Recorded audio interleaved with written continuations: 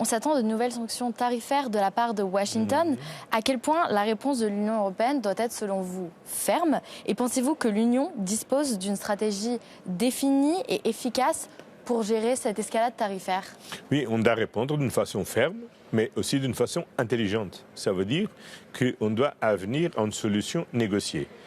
Des tarifs signifient des impôts que les consommateurs américains vont payer, que les compagnies américaines vont payer. Ça ne sera pas bon pour les Américains, mais ça sera aussi mauvais pour les Européens. Donc, rentrer dans une guerre des tarifs, ce n'est pas le mieux chemin, mais effectivement, on doit répondre, mais de façon à qu'on puisse trouver une solution négociée de l'intérêt commun et réciproque pour les États-Unis, pour l'Europe, pour l'économie américaine, pour l'économie européenne.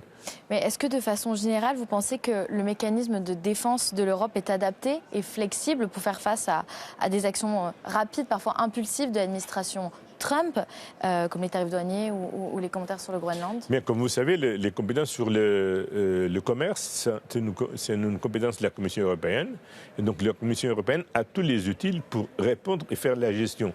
Ça ne dépend plus des États membres, c'est une fonction de l'Union européenne que nous représente à tous. Et je suis sûr que la Commission est prête à répondre si et quand il faut.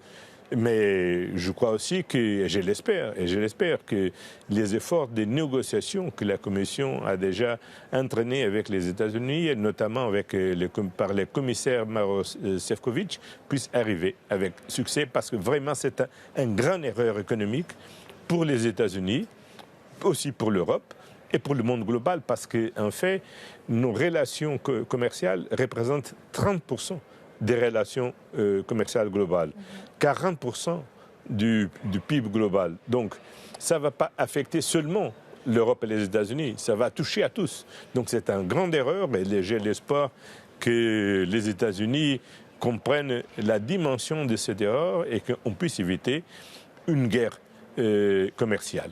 Au moment où tout le monde veut la paix, il n'a pas de sens de créer une guerre maintenant sur le commerce.